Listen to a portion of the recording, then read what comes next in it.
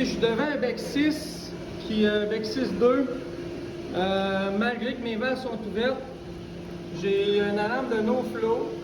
Le client m'avait dit qu'il avait changé la sonde, le fil, ça marchait. Là, physiquement, la sonde dedans, je l'ai changé pour une usager de téléphone neuf, mais je sais que c'est une fonctionnelle. Puis, j'ai pas plus de débit. On voit l'alarme no flow qui apparaît.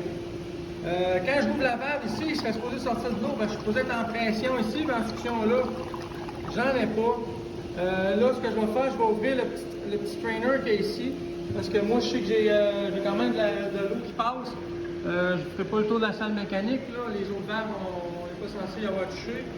Mais bref, probablement qu'ici, c'est obstrué. Fait qu'on va nettoyer. C'est ce qu'on appelle un Y strainer, un tamis en Y. Fait que je vais tout simplement, moi, m'isoler. Je vais ouvrir, je vais nettoyer le screen.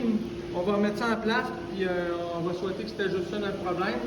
C'est le premier move que je vais faire, c'est que je vais essayer ça parce que c'est ce qui est le plus probable dans notre situation ici. Fait que j'ai dévissé, juste pour vous montrer, parce que j'avais besoin de mes deux mains. Ça, c'était vissé tout simplement là-dedans. J'ai dévissé avec des pinces un peu, c'était serré. J'ai isolé en amont et en aval. Je pouvais me permettre de ne pas arrêter la pompe parce que j'avais un autre chemin pour que l'eau passe. Fait que, on voit là, je m'étais pas trompé. C'est vraiment plein de mousse de serviette et saleté qu'il y a pu avoir dans la piscine. Fait qu'on va nettoyer ça. Ça va laisser un débit plus constant à passer. Puis ça devrait se replacer. Moi, j'ai testé ma switch entre-temps, puis je sais qu'elle était fonctionnelle. J'ai vu que ça répondait bien. Fait que la preuve, c'est vraiment ça notre problème.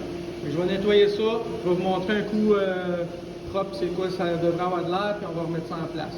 Faire attention de ne pas perdre aussi les O-rings. Des fois, dépendamment des modèles, sont situés ailleurs. Des fois, ils sont dans le fond aussi. Ici, c'est juste ça. Fait que je nettoie ça, je vous reviens. Bon, j'ai nettoyé là, le screen. J'essaie de focusser qu'on voit bien. Là. Tantôt, c'était opaque, on ne voyait pas au travers. C'est pas parfait encore, mais là, j'ai pas une grosse pression dans le lavabo ici. Je vais aviser le client.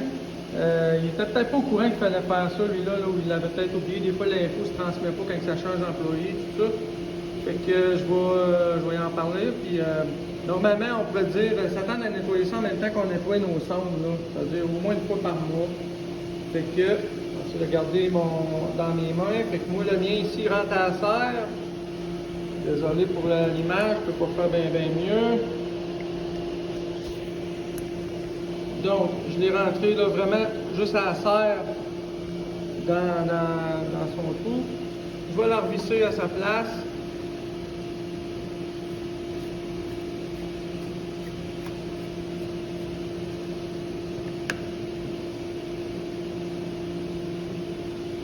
Là, il y a un joint d'étanchéité, qu'on dit un O-ring en bon français. C'est pas nécessaire de serrer en malade, c'est le joint qui fait l'étanchéité. Juste à la main, même, bien serré, c'est en masse. Fait que, on a notre alarme. Je vais ouvrir mes valves. On va laisser passer l'eau. On va voir si ça a réglé. Et voilà, plus d'alarme. L'eau circule beaucoup mieux que tantôt. Puis, je suis certain que si je roule ça, j'ai de l'eau qui coule maintenant. Donc, problème résolu. On voit ce que ça peut faire. Moi, j'appelle ça l'effet domino. Des fois, le monde appelle, ils ont un problème soit de pH ou de classe. L'effet est différent d'une place à l'autre. Juste ça, ce que ça a pu faire, puis des fois, ça peut se faire de façon intermittente. Lui, il était bien plein. Avant qu'il vienne plein au point de dire que ça ne marche pas pantoute, des fois, il va le faire ça va marcher pendant 5 minutes, ça va arrêter pendant 10 minutes, ça va repartir, c'est intermittent. Ça fait que lui, après, tombe en alarme, il l'est plus, il est en alarme, il l'est plus. Quand il est en alarme, il dose pas. Fait que tout arrive, tu penses que tout est beau, tu vois pas au travers. Là. On a des modèles qu'on voit à travers, c'est un peu mieux, là. Ça peut donner une idée visuelle. Fait que tu n'es pas au courant qu'il est sale, tu n'es pas au courant que c'est ça ton problème. Pendant que tu viens, il se donne en train de fonctionner, donc tu dis tout est beau.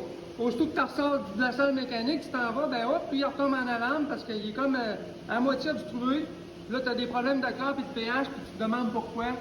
C'est des problèmes pas visuels, on va dire, il est caché et tout.